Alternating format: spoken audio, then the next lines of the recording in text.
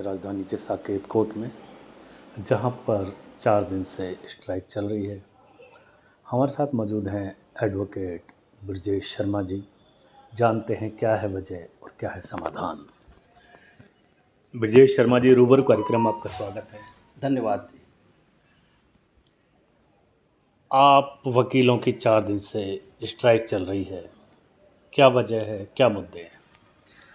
Sir, ये जो पिछली 13 तारीख से ये हमारे दिल्ली के एलजी साहब वी के सक्सेना जी ने जो नोटिफिकेशन पास आउट किया है कि पुलिस जो है अब वर्चुअल कोर्ट मतलब वर्चुअल एविडेंस लेगी अपने थाने से ही, उसके अगेंस्ट में, और कोर्ट से नहीं होंगे तो उसके अगेंस्ट में जितने भी लॉयर्स हैं सब लोगों ने अपना एक बीड़ा उठाते हुए अपनी जिम्मेदारी समझते हुए प्रोटेस्ट किया कि ये काला कानून वापस लें।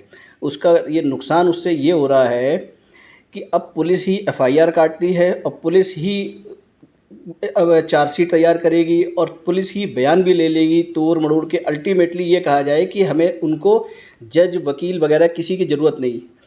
इनडायरेक्टली तो यही सोच सकते हैं, समझ सकते हैं कि ये बंद हो जाना चाहिए सिस्टम, क्योंकि ऐसा नहीं है। तो वकील जो है भाई, इतना पढ़ा लिखा बुद्धिजीवी समाज है ये, जो कि डबल ग्रेजुएट की कैटेगरी में आते हैं वकील सारे, और भी बहुत बुद्धिजीवी लोग हैं इसमें। तो उन लोगों ने इसकी गंभीरता को लेते हुए और सड़कों पर उतरे हैं सब लोग। जबकि और आप देखेंगे जितने भी ब्लैक डॉटेड ही दिख रहे थे अभी पिछले 4 दिनों से ये एजिटेशन के अगेंस्ट में, और सभी सम्मानीय बार के जितने भी वकील हैं सब लोगों ने रोड पे उतरे हैं। और उम्मीद है कि ये आने वाले समय में ये कानून वापस होगा या स्थगित कर दिया जाएगा, जिससे कि फिर वही प्रणाली यहाँ पर होगी और जैसी चल रही थी सुचारू रूप से। क्योंकि कोर्ट के अंदर जब जज के सामने कोई पुलिस वाला होता है और जो बयान चल रहे होते हैं, क्रॉस हो रहा होता है, एविडेंस हो रहा होता है, उस जगह पे पुलिस वाले डरते हैं, उनको धमका नहीं सकते हैं। जबकि अदर साइड में अगर वहाँ पर उनके पुलिस थाने में ही होगा तो पुलिस पीछे से डंडे पे बैठ के भी उससे कहलवा सकती है, इतना ही कहना है वो, मतलब उसको एविडेंस को तोड़ा मरोड़ा जा सकता है। और जो कि क्लाइंट हैं उनके मन में हमेशा डर रहेगा, क्योंकि पुलिस ने थोड़ा खौफ ऐसा बना रखा है समाज में कि लोग उनके पास जाने से डरते हैं, और सभ्य समाज तो वैसे भी डरता है। तो इसलिए वकील ही एक ऐसा माध्यम है जो कि इस चीज़ को सही कर सकते हैं समाज में आगे आके। अदरवाइज़ अगर नहीं रहेगा तो फिर तो ये सब न्याय व्यवस्था और न्याय प्रणाली जो है ठप होने के चांसेस हो सकते हैं। ये है। तो अभी क्या समाधान है आपके हिसाब से, और इसको जो अभी चल रहा है जनता को क्या नुकसान?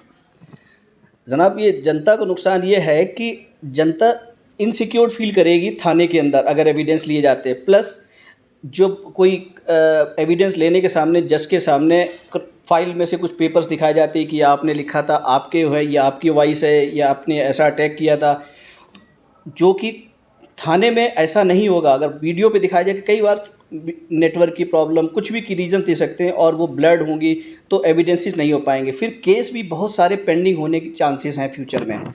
और पुलिस में क्या आप सही से कर ही नहीं पाएंगे, उस चीज़ को संभाल ही नहीं पाएंगे जैसा आप पहले कर रहे थे। अभी भी आप आइए, आप अपने टीम व्यवस्था बढ़ाइए। पुलिस डिपार्टमेंट में इतनी जगह सब कुछ है, आप अपनी टीम बढ़ाइए। आपका ये कहना है कि पुलिस सारी थाने कोर्ट में पड़ी रहती है और हमारे पास हम दिल्ली की व्यवस्था सुचारू रूप से नहीं चला पा रहे, तो आप उनको भर्ती कीजिए, अपनी टीम बढ़ाइए, तो ये सब चीज़ें मैनेज की जा सकती हैं। लेकिन ये इस तरह के कानून, क्योंकि हमारे कॉन्स्टिट्यूशन क्लब में और हमारे विधानसभा में कई बुद्धिजीवी वकील भी बैठे हुए कि बड़े बहुत ज़्यादा वो हैं, राज्यसभा में भी हैं, उन लोगों से किसी से बिना कंसल्ट किए, बिना डिस्कस किए, एक ड्राफ्ट पहले राजी होता है, फिर वो डिस्कस किया जाता है, उसके बाद कहीं पास किया जाता है। लेकिन यहाँ पे बिना किसी से डिस्कस किए, बिना किसी वकीलों से, bar association, bar council of India से डिस्कस किए, विचार विमर्श किए, इसको डायरेक्ट पास कर दिया, जो सरासर न्याय पर कुठाराघात है। ये नहीं होना चाहिए। तो ये विश्वास जगाने के लिए जो अधिवक्ताओं ने जिम्मेदारी का कोट पहना है, वो उसको पूरी तरह से निभाने के लिए वो सड़क पर उतर गए हैं। बिना खाए पिए दिन रात वो दौड़ रहे हैं। ये है। जी ब्रजेश जी, हमारी भी यही आपको शुभकामनाएं। आपके लिए सरकार की तरफ से न्याय होगा और सरकार भी इस तरफ ध्यान दे, क्योंकि इसमें जनता का ही नुकसान है।